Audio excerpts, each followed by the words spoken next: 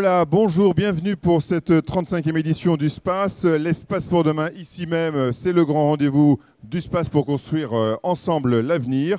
C'est donc tout naturellement que les organisateurs du SPACE et leurs partenaires des chambres d'agriculture ont décidé d'aborder ce sujet sur l'espace pour demain. La question est clairement posée, comment l'élevage peut réduire son impact sur le climat? Avec Régis Lecarleur, responsable d'équipe climat, énergie, agroforesterie. On voit tout de suite avec vous le contexte et les différentes solutions, les différents leviers qu'on peut actionner grâce à votre concours. En avant. Le changement climatique en cours a provoqué une hausse des températures d'une rapidité jamais observée. Depuis 1950, nous enregistrons dans l'ouest de la France une augmentation des températures de plus 1,7 degrés. Cet été, nous avons fait l'expérience sensible avec 3 périodes frôlant les 40 degrés chez nous. L'agriculture contribue au phénomène par l'émission de 3 principaux gaz à effet de serre, le méthane, le protoxyde d'azote et le dioxyde de carbone. Mais aussi et particulièrement le secteur des terres a aussi la capacité de stocker du carbone dans les terres et le bois. Pour cela, des solutions existent. Nous en présentons 10 sur 50 notamment. La première, le pâturage, est une solution bas carbone pour nourrir les bovins et en plus ça stocke du carbone dans le sol. Solution 2. Les rations, améliorer l'efficacité des rations et la valorisation des rations aux besoins des animaux est un gage d'efficacité économique et climatique. Solution 3. Donc réduire les émissions de méthane liées au stockage des effluents d'élevage en couvrant les fosses et en récupérant le biogaz pour en faire de l'énergie. Solution 4, Régis. Optimiser ces parcours par de l'échange parcellaire. Un parcellaire cohérent permet de réduire les déplacements. Solution 5. Allonger la durée des prairies tempéraires et de l'interculture permet de stocker plus de carbone dans les sols. Solution 6. Les engrais minéraux émettent des gaz à effet de serre lors de leur fabrication, de leur transport et de leur utilisation. Il faut ajuster. Solution 7 proposée. Le bocage, l'arbre stocke du carbone dans les sols et permet en plus de limiter les excès du climat. Solution 8, toujours en lien avec les haies. Tout à fait. Un plan de gestion de bocage de la haie permet de stocker encore plus de carbone dans les sols et faire du bois énergie. Solution 9. Investir dans des bâtiments et du matériel économe en énergie permet de réduire la facture et limiter l'impact du climat. Et la solution 10. Enfin, produire des énergies renouvelables à la ferme par le soleil, la biomasse et les effluents d'élevage permet de produire une énergie de proximité et décarbonée pour nos territoires. Merci Régis. On vous retrouve en conclusion pour la partie outils et mise en pratique avec les éleveurs. On fait tout de suite un zoom sur une filière qui va de l'avant, c'est la filière porcine. On va donner la parole à Anne-Sophie Langlois, chargée d'études bien-être porc. Anne-Sophie, voilà, qui va prendre la place de Régis. Bonjour Anne-Sophie. Bonjour. Vous êtes de quel département, vous, en chambre d'agriculture? Je suis basée à Quimper, dans le Finistère. Finistère. Et donc, vous allez nous présenter une exploitation, celle de Johan Bernard. Tout à fait. Voilà. Et Johan, lui, il est sur Dinan. Et voilà, sur la commune de Trévron, tout près de Dinan. D'accord. Alors, on va regarder tout de suite ce que vous avez voulu nous mettre en avant. Donc, un certain nombre de leviers, déjà, et peut-être évoqués déjà par... même certainement par Régis, et qui sont vraiment voilà, des images prises sur le vif. Alors, et en drone en plus.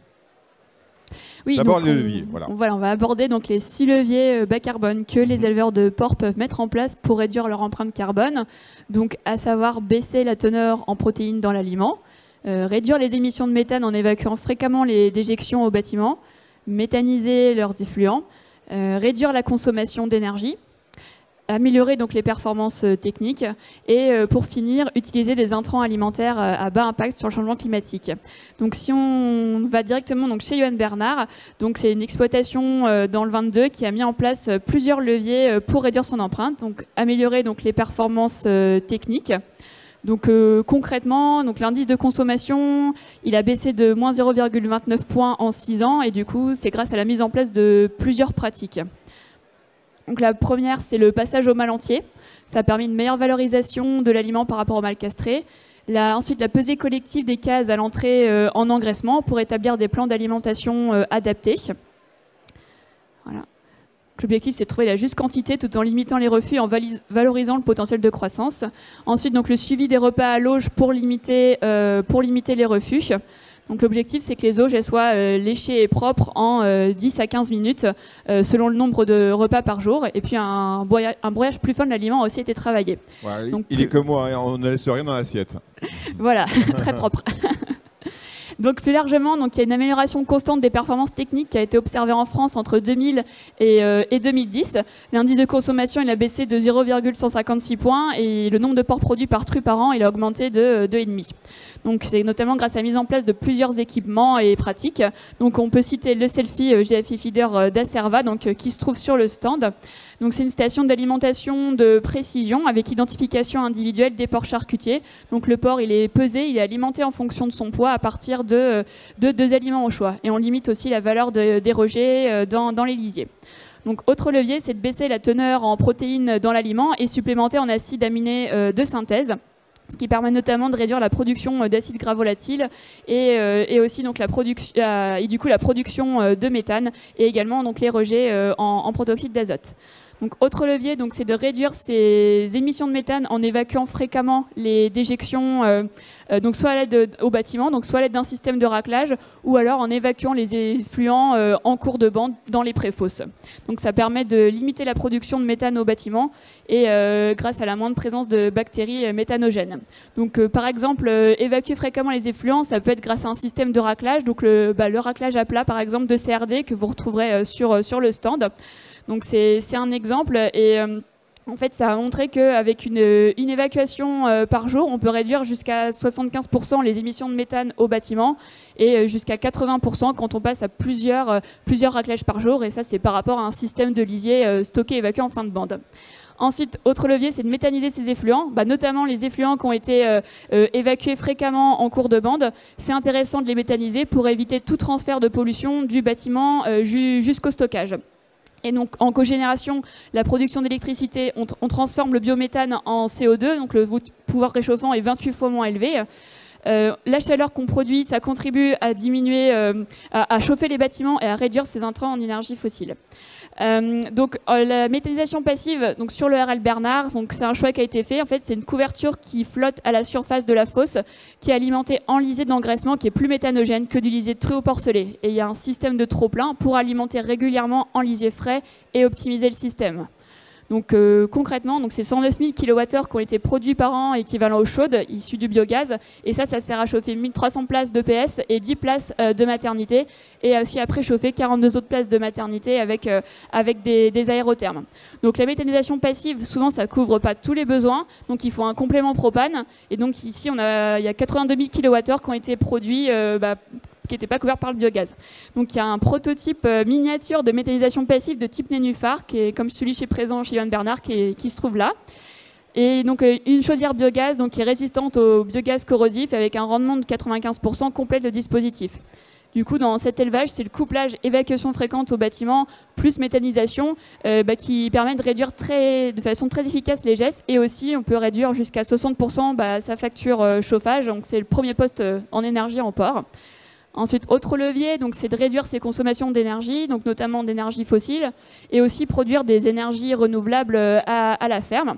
Donc ça peut être soit passer par l'isolation des bâtiments, investir dans des équipements économes en énergie, mieux gérer le couple chauffage-ventilation. Donc c'est différentes possibilités. Donc, chez Johan Bernard, la FAF permet de s'affranchir de l'étape énergivore de séchage du maïs grain humide. Donc 174 000 kWh sont économisés par an, ce qui pour 850 tonnes de maïs humide consommés, donc qui viennent de l'exploitation, et de 35 autres hectares de chez un prêteur de lisier. Ensuite, les ventilateurs économes, ça permet de réduire jusqu'à 75% les consommations d'énergie par rapport à des ventilateurs classiques. Ensuite, il y a un projet photovoltaïque en autoconsommation qui est prévu sur le toit du nouveau bâtiment de Gestante et du local des salariés, avec un prévisionnel de 40 000 kWh. Donc ça correspondra à 25% d'autonomie en énergie. Donc si on reprend la méthanisation passive qui elle est déjà installée, elle permet actuellement donc, de réaliser 32% d'économie en énergie. Et en fait, dans le futur, le couplage des deux, autoconsommation photovoltaïque et méthanisation passive, ça correspondra donc à 43% d'autonomie sur la facture en énergie. Donc presque la moitié des économies, quoi. Hein. Voilà, et donc en plus de ça, donc il y a des panneaux pour la revente d'électricité, avec du coup 110 000 kWh qui sont produits par an, et il y a aussi un autre projet dans le prolongement du hangar pour de la revente, et à terme donc ça permettra de produire 165 000 kWh par an. Donc tout mis bout à bout, autoconsommation et injection, ça permettra de produire 420 000 kWh par an, et par rapport aux 340 000 kWh qui sont actuellement consommés sur l'élevage, bah, ce sera 23% d'énergie renouvelable qui sont produites en plus. Et dernier levier, donc, c'est de formuler avec des matières premières et des sources de protéines non issues de la déforestation, locales ou issues de procédés de transformation peu énergivores. Ce qu'on voit, c'est que l'impact sur le changement climatique, donc en kilo équivalent CO2 par kilo de coproduit, ça diminue entre un tourteau de soja brésilien associé à la déforestation versus non associé à la déforestation, et ça diminue encore pour un tourteau de soja français décortiqué et trituré par ACP. Donc pour compléter, donc, je vais laisser ma collègue Léna Odos présenter donc, les conditions des cultures sources de protéines en Bretagne.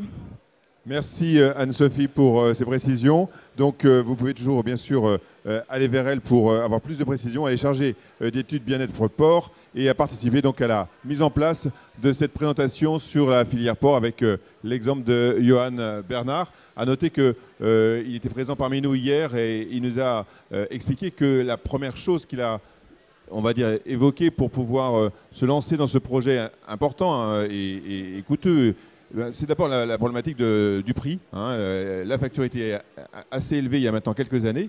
Et puis, bien entendu, en deuxième temps, la partie, et bien-être et réchauffement climatique a été un élément aussi qui a été dans la dynamique de son projet. Voilà, tout ça, c'est lié et c'est à prendre en ligne de compte. Merci encore, Anne-Sophie. Merci. Alors, la partie agronomique, eh bien, on va la découvrir tout de suite avec...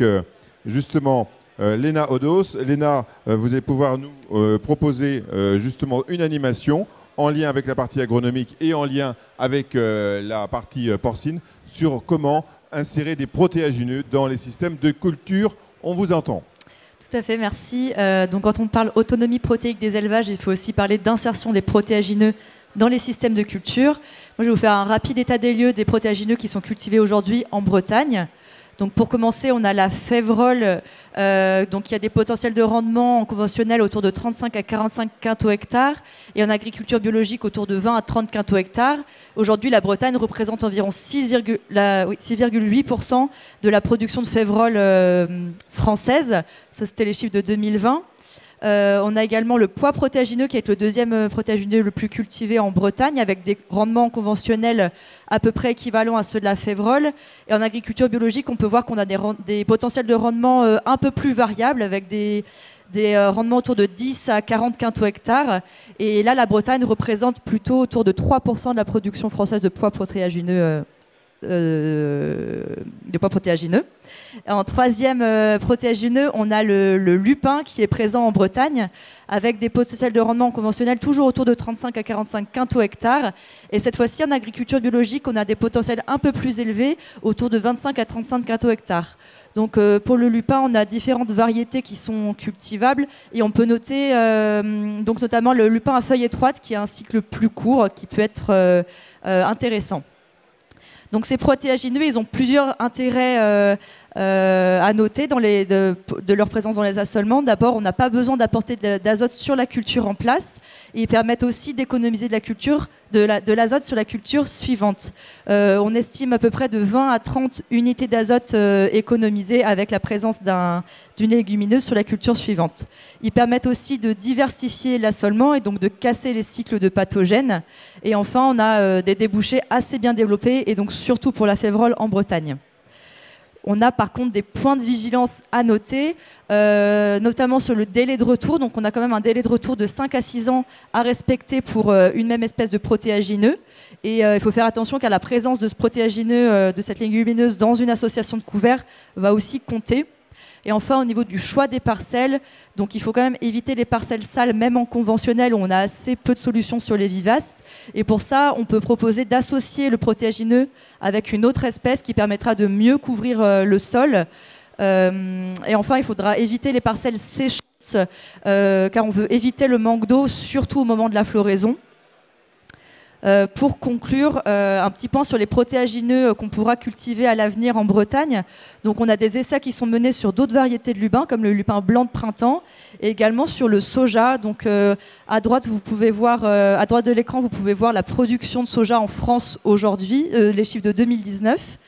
Et donc il y a des essais qui sont menés en Bretagne aujourd'hui sur la station de Kerguenec, donc, qui est située dans le Morbihan. Donc vous pouvez vous rapprocher de la Chambre d'agriculture pour en savoir plus là-dessus. Merci Léna pour l'ensemble de ces précisions sur la partie agronomique, sur l'autonomie protéique. On voit là aussi qu'il faut du temps. Hein, on ne fait pas ça du jour au lendemain. Il faut aussi accepter les rythmes de la nature, et ça on sait que le monde de l'élevage l'a compris depuis très longtemps. Merci à vous. On va conclure justement également avec vous, Régis, sur la partie on va dire plus pratico-pratique, les outils mis à notre disposition pour réduire notre impact quand on est éleveur, quand on a une exploitation. Que fait-on? Comment avance-t-on avec les chambres? Alors oui, tout à fait, Olivier, tu parles de réduire l'impact, mais pour réduire l'impact, il faut la connaître. Ah, voilà. Donc il y a des outils précis qui permettent d'évaluer l'impact. Donc ils sont listés ici. C'est des outils par filière, des outils très spécifiques.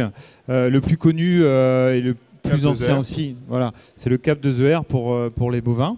Alors une fois qu'on connaît son empreinte, on a les marges, la marge de progrès. Oui. Et derrière ça, on met en place des leviers.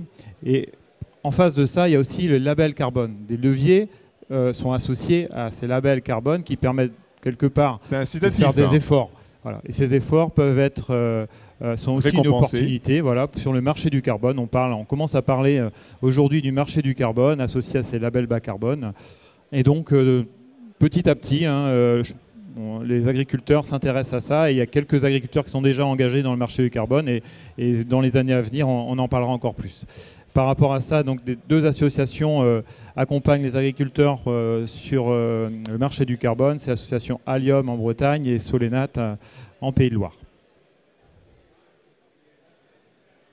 Alors, l'empreinte carbone, c'est quoi? C'est finalement à un instant T ce qu'une exploitation émet.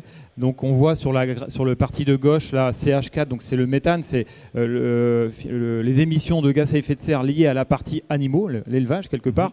Ensuite, NO2, c'est plutôt les terres, donc les terres émettent aussi des gaz à effet de serre. Et le CO2, c'est plutôt lié à l'énergie, au travail quelque part.